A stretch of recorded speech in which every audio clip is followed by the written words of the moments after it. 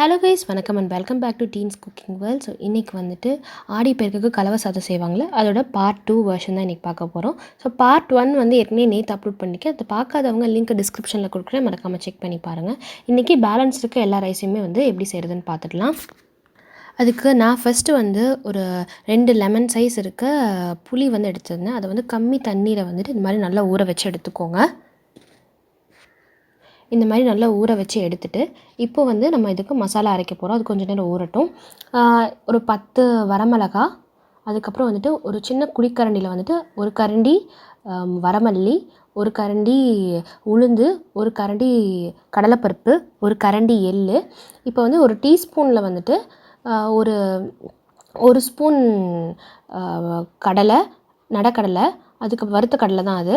அதுக்கப்புறம் வந்துட்டு ஒரு 3/4 டீஸ்பூன், அதே டீஸ்பூனில் 3/4 டீஸ்பூன் வந்துட்டு வெந்தயம், அதுக்கப்புறம் வந்துட்டு அதே டீஸ்பூனில் ஒரு கால்லேருந்து அரை டீஸ்பூன் வந்து மிளகு. ஸோ இது எல்லாத்தையுமே வந்துட்டு இப்போ நம்ம வறுத்து அரைக்க போகிறோம். ஒரு கடாயை ஹீட் பண்ணிட்டு லைட்டாக ஒரு 1-2 சொட்டு மட்டும் எண்ணெய் விட்டுக்கோங்க. எண்ணெய் விட்டுட்டு இப்போது வந்து நம்ம இன்க்ரீடியன்ட்ஸ் எல்லாமே வந்துட்டு சிம்மில் வச்சுட்டு வணக்குங்க. ஸோ எள்ளெல்லாம் பார்த்திங்கன்னா சீக்கிரமாகவே அது வந்து ட்ரை ரோஸ்ட் ஆகிடும். அதனால் ரொம்ப சின்ன அடுப்பு இருக்கும் பார்த்திங்களா, உங்கள் கேஸ்லேயே சின்ன அடுப்பும் இருக்கும்ல, ஸோ அந்த இதில் சிம்மில் வச்சுட்டு வணக்குங்க. அப்போ தான் வந்துட்டு எதுவுமே தீஞ்சு போகாது. இல்லைனா நீங்கள் தனித்தனியாக வணக்குறீங்கன்னா கூட வணக்கி எடுத்துக்கோங்க எல்லாத்தையும். இப்போ நான் வந்துட்டு எல்லாமே கம்ப்ளீட்டாக வந்து வணக்கிட்டேன். ஸோ எல்லாமே நல்லா கலர் மாறி இருக்குது பார்த்திங்களா. ஸோ இந்தளவுக்கு மாறினதும் இப்போது வந்து நம்ம என்ன பண்ண போகிறோம்னா, இதை வந்து ஆறுறதுக்கு விட்டுறோம். ஆறுனதுக்கப்புறம் இப்போ வந்துட்டு இதை வந்து ஒரு மிக்சியில் ட்ரான்ஸ்ஃபர் பண்ணிக்கோங்க. மிக்சியில் ட்ரான்ஸ்ஃபர் பண்ணிவிட்டு ஃபைன் பேஸ்ட்டாக அரைச்சி எடுத்துக்குவோம். ஓகே, பார்த்திங்களா, பியூட்டிஃபுல்லாக இருந்தது. பவுடர் வாசனையே ரொம்ப எம்மியாக இருந்தது. ஸோ இதை வந்துட்டு டக்குன்னு ஒரு ஏர்டைட் கண்டெய்னரில் மாற்றி ஸ்டோர் பண்ணி வச்சுக்கோங்க. அப்போ தான் ஒரு வாசனைலாம் வெளியில் போகாமல் இருக்கும். இப்போ வந்து நம்ம வந்து புளி கரைச்சல் வந்து ரெடி பண்ண போகிறோம். அதுக்கு அதே கடாயில் வந்துட்டு கொஞ்சம் ஆயில், நல்லா ஒரு 3-4 குழிக்கரண்டி நல்லெண்ணெய் சேர்த்துக்கோங்க. நல்லெண்ணெய் சேர்த்துட்டு நல்லா ஒரு டீஸ்பூன் வந்து கடுகு உளுந்து பருப்பு, அப்புறம் வெந்தயம் பார்த்திங்கன்னா 4 பீஸாக எடுத்துருந்தேன் வெந்தயம். ஓகே, வெந்தயம் எடுத்துகிட்டு இப்போ அது கடுகு உளுந்தெல்லாம் நல்லா வெடிக்கட்டும். அதுக்கப்புறம் வந்து 3-4 காஞ்ச மிளகாய், அப்புறம் கொஞ்சம் கருவேப்பிலை வாசத்துக்கு, பெருங்காயம் சேர்த்துட்டு இதெல்லாமே நல்லா ஒரு தடவை வணக்கி விட்டுக்கோங்க.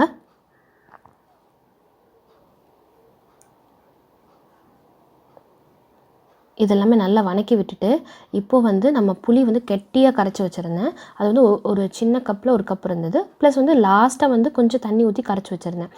அதை வந்துட்டு உள்ளார சேர்க்குறேன். இப்போ வந்து இது எல்லாத்தையும் நல்லா மிக்ஸ் பண்ணி விட்டுக்கோங்க. ஸோ இப்போ இந்த புளியில் இருக்கிற பச்சை ஸ்மெல் போகி இந்த தண்ணியெலாம் வந்து கம்ப்ளீட்டாக போய் நல்லா வந்து அந்த முதல்ல ஊற்றின எண்ணெய் வந்து தனியாக பிரிய ஆரம்பிக்கணும். அது வரைக்கும் குக் பண்ணணும். ஸோ இப்போ வந்துட்டு மஞ்சள் தூள் வந்து ஒரு டீஸ்பூன் சேர்த்துக்கோங்க.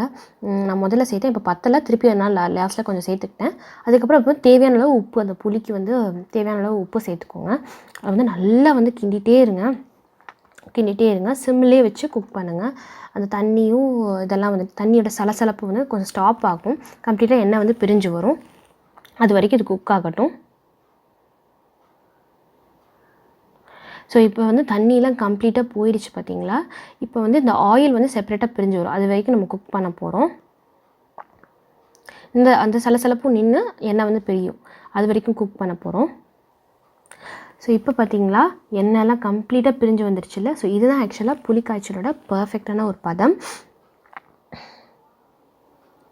இப்போ பவுடர் ரெடி பண்ணியாச்சு, புளி காய்ச்சல் ரெடி பண்ணியாச்சு. இப்போ நம்ம நிலக்கடலை எல்லாமே வறுத்து எடுத்துக்குவோம். லைட்டாக இந்த மாதிரி ஆயில் சேர்த்துக்கிட்டு, லைட்டாக ஒரே ஒரு ஸ்பூன் சேர்த்துக்கோங்க, ஜாஸ்தியாக சேர்த்துருக்கேன் நான். கொஞ்சம் ஒரு ஸ்பூன் சேர்த்துட்டு இந்த மாதிரி நிலக்கடலை, கடலைப்பருப்பு, உளுந்து பருப்பு எல்லாத்தையுமே வந்துட்டு நல்லா வந்து பொன்னிறமாக வறுத்து எடுத்து தனியாக வச்சுக்கோங்க.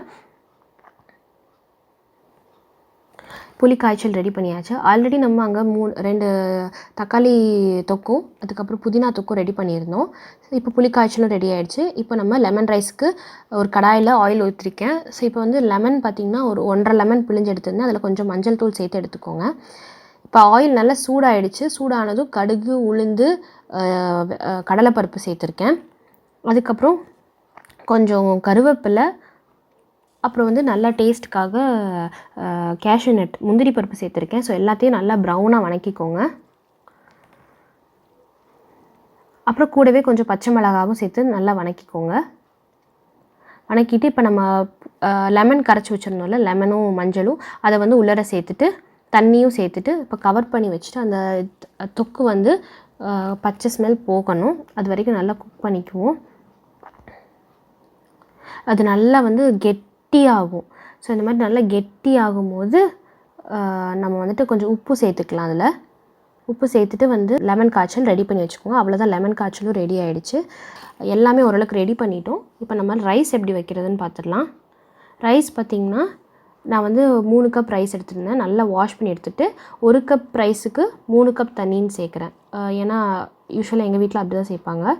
அப்புறம் வந்துட்டு ரைஸ்க்கெல்லாம் கண்டிப்பாக உப்பு சேர்த்தே ஆகணும். ரைஸில் உப்பு சேர்க்கலைன்னா உப்பே தெரியாது. சாப்பாடு எந்த சாப்பாடு நீங்கள் போட்டு மிக்ஸ் பண்ணாலும் உப்பே தெரியாது. இன்னொரு டிப் சொல்கிறேன், எண்ணெய் வந்து சேர்க்கணும். எண்ணெய் சேர்த்தா கொஞ்சம் ஒட்டாமல் நல்லா உதிரியாக நல்லா பொலன்னு வரும். சூப்பராக இருக்கும் ரைஸு. ஸோ மூடி வச்சுட்டு 5 விசில். ஸோ நீங்கள் உங்கள் வீட்டில் எப்படி குக் பண்ணுவீங்களோ அது மாதிரி குக் பண்ணி எடுத்துக்கோங்க. பார்த்திங்களா, ரைஸ் வந்து எப்படி பியூட்டிஃபுல்லாக குக் ஆகிருக்குன்னு. எதுவுமே ஒட்டவே இல்லை, பட் நல்லா குக் ஆகிடுச்சு. எதுவுமே ஆனால் பொலன்னு சூப்பராக இருந்தது ரைஸு. இப்போது நம்ம எல்லாமே தாளித்து ரெடி பண்ண ஸ்டார்ட் பண்ணிடலாம். ஃபஸ்ட்டு வந்துட்டு தயிர் சாதத்துக்கு இப்போ தாளிக்கிறோம். தயிர் சாதத்துக்கு கொஞ்சம் கடாயை ஹீட் பண்ணிட்டு ஆயில் சேர்த்துட்டு கடுகு, உளுத்தம்பருப்பு, கடலைப்பருப்பு, அப்புறம் வந்து பச்சை மிளகாய், கொஞ்சம் கருவேப்பிலை எல்லாமே சேர்த்துட்டு நல்லா வணக்கிக்குவோம். நான் இதில் இஞ்சி சேர்க்கலை, ஏன்னா வந்து நான் மாதுளம்பழம் சேர்க்கப்படுறதுனால எனக்கு அந்த இஞ்சியும் மாதுளம்பழம் ஃப்ளேவரும் ஒட்டுக்கா பிடிக்காது, அதனால் நான் சேர்க்கல. இன்கேஸ் உங்களுக்கு பிடிக்கும்னா நீங்கள் வந்து இஞ்சி சேர்த்துக்கோங்க. இப்போ வந்து ரைஸை நம்ம நல்லா மசிச்சு எடுத்துக்க போகிறோம். தயிர் சாதத்துக்கு நல்லா வந்து ரைஸ் வந்து நல்லா மசிஞ்சிருந்தால் தான் ரொம்ப நல்லாயிருக்கும். அதனால் கம்ப்ளீட்டாக ஃபஸ்ட்டு ரைஸை வந்து இந்த மாதிரி மசிச்சுக்கணும். அதுக்கப்புறம் நம்ம வந்து தயிர் சேர்க்க போகிறோம். தயிர், தேவையான அளவு உப்பு சேர்த்துக்கோங்க. சேர்த்துட்டு அதையும் ஒரு தடவை நல்லா மிக்ஸ் பண்ணி நல்லா கொலன்னு வரணும் தயிர் சாதம்.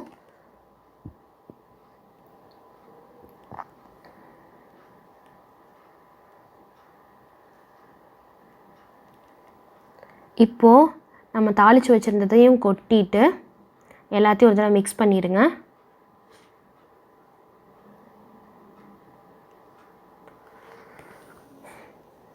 இப்போது லாஸ்ட்டாக கொஞ்சம் வந்து மாதுளம்பழம் சேர்க்குறேன் நான். மாதுளம்பழம் சேர்த்துட்டு அதையும் மிக்ஸ் பண்ணி விட்டுக்கோங்க.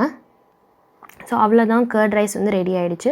ஆல்ரெடி வந்து சக்கரை பொங்கல் ரெடி பண்ணியிருந்தோம், இப்போ கர்ட் ரைஸ் ரெடி ஆகிடுச்சு. இப்போ அடுத்து நம்ம தேங்காய் சாதத்துக்கு தாளிக்க போகிறோம். இதெல்லாம் கொஞ்சம் ஈஸியாக செஞ்சிடலாம்னால லாஸ்ட்டாக வந்து செய்கிறேன் நான். கொஞ்சம் நான் வந்து நல்லெண்ணெய் எடுத்துட்டேன். நீங்கள் நல்லெண்ணெய்க்கு பதிலாக தேங்காய் எண்ணெய் எடுத்துக்கிட்டிங்கன்னா இன்னும் ரொம்ப நல்லாயிருக்கும். நான் ஆக்சுவலாக மறந்துட்டேன், அதனால் தேங்காய் எண்ணெய் எடுத்துக்கோங்க. எண்ணெய் வந்து நல்லா ஹீட் ஆனதுக்கப்புறம் கொஞ்சம் கடுகு, உளுந்து, கடலைப்பருப்பு, அதுக்கப்புறம் வந்து முந்திரி பருப்பு, நல்லா 4-5 வரமிளகா, ஸோ இது எல்லாத்தையும் நல்லா வந்து வணக்கி எடுத்துக்கோங்க. நல்லா கம்ப்ளீட்டாக ப்ரௌன் ஆனதுக்கப்புறம் தேங்காய் வந்து ஒரு அரை மூடி வந்து மாதிரி எடுத்து வச்சுருந்தேன். திருவி எடுத்துக்கோங்க, இல்லை நான் வந்து மிக்சியில் போட்டு சேர்த்துட்டு உப்பு சேர்த்துட்டு நல்லா வந்து 1 நிமிஷம் இந்த மாதிரி நல்லா ஃப்ரை பண்ணி எடுத்துக்கிட்டால் போதும். அதுக்கப்புறம் ரைஸ் போட்டு நம்ம ஒரு தடவை மிக்ஸ் பண்ணி எடுத்துக்குவோம். ஓகே, ஸோ ரைஸு வந்துட்டு போட்டு மிக்ஸ் பண்ணி எடுத்துக்கிட்டால் அவ்வளோதான், டேஸ்டியான தேங்காய் சாதமும் ரெடி ஆகிடுச்சு. வேறு லெவல் டேஸ்ட்டில் இருந்தது. ஸோ இந்த எல்லா சாதமே ரொம்ப டேஸ்ட்டாக இருக்கும். ஸோ இப்போ நெக்ஸ்ட்டு வந்து லெமன் சாதம். ஸோ லெமன் தொக்கு ரெடி பண்ணியிருந்தோம்ல, எண்ணெய்லாம் பிரிஞ்சு வந்துடுச்சு பார்த்தீங்களா, சூப்பராக. ஸோ இப்போ வந்துட்டு இதில் நம்ம ரைஸ் போட்டு மிக்ஸ் பண்ணி எடுத்துக்க போகிறோம். ஸோ ரைஸ் போட்டுட்டு மிக்ஸ் பண்ணிக்கோங்க நல்லா.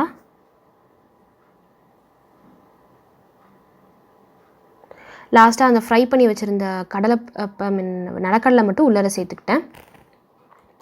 ஸோ நல்லா மிக்ஸ் பண்ணிக்கோங்க. ஸோ அவ்வளோதான், லெமன் சாதமும் ரெடி ஆகிடுச்சு.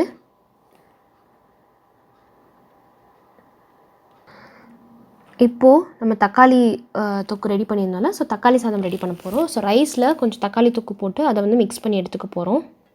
தக்காளி சாதம் வந்து பிரியாணி மசாலாலாம் முன்னாடி சேர்க்க மாட்டாங்களாம், இப்போ தான் வந்து பிரியாணி மசாலாலாம் சேர்த்து அந்த மாதிரி ஃப்ளேவர்ஃபுல்லாக பண்ணுறாங்களாம். ஸோ இதுதான் ஆக்சுவலாக ஒரிஜினல் தக்காளி சாதம், இப்படி தான் வந்து முன்னாடி செய்வாங்க. ஸோ அவ்வளோதான், தக்காளி சாதமும் ரெடி ஆகிடுச்சு. புதினா சாதம், ஸோ புதினா தொக்கு ரெடி பண்ணியிருந்தோம்ல, ரைஸ் போட்டு கொஞ்சம் மிக்ஸ் பண்ணி எடுத்துக்குவோம். ஸோ அவ்வளோதான், டேஸ்டியான புதினா சாதமும் ரெடி ஆகிடுச்சு. ஆல்மோஸ்ட் எல்லாமே ரெடி பண்ணிட்டோம். இப்போ வந்து நமக்கு புளி சாதம் மட்டும்தான் இருக்குது. புளி சாதம் வந்துட்டு உங்களுக்கு எவ்வளோ தேவையோ அவ்வளோ மட்டும் புளி காய்ச்சல் எடுத்துக்கோங்க. மற்றதை நீங்கள் ஏர்டைட் கண்டெய்னரில் ஸ்டோர் பண்ணிக்கோங்க. ஸோ அதே கடாயில் வந்துட்டு கொஞ்சம் ரைஸ் போட்டு மிக்ஸ் பண்ணிக்கிறேன்.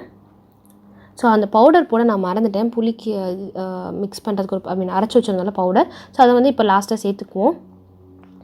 எஸ், ஸோ சேர்த்துட்டு இப்போ நம்ம வறுத்து வச்சுருந்த நடக்கடலை, உளுத்தம்பருப்பு, கடலைப்பருப்பு எல்லாத்தையும் வந்துட்டு நம்ம வந்து மிக்ஸ் பண்ணி எடுத்துக்க போகிறோம்.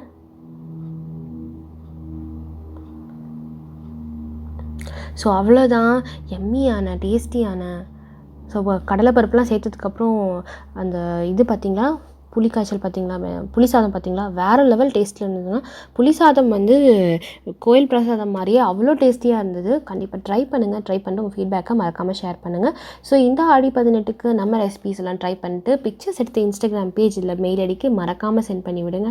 அண்ட் இந்த ரெசிபீஸ்லாம் எப்படி இருந்துச்சுன்னு கண்டிப்பாக ட்ரை பண்ணிட்டு உங்கள் ஃபீட்பேக்கையும் மறக்காமல் ஷேர் பண்ணுங்கள். இதே மாதிரி நிறையா இன்ட்ரெஸ்டிங் ரெசிபீஸ் நம்ம சேனலில் அப்லோட் பண்ண போகிறோம். அதுக்காக மறக்காமல் டீன்ஸ் குக்கிங் வேர்ல்டுக்கு சப்ஸ்கிரைப் பண்ணுங்கள். பக்கத்தில் இருக்க பெல் ஐக்கனையும் மறக்காமல் கிளிக் பண்ணிடுங்க.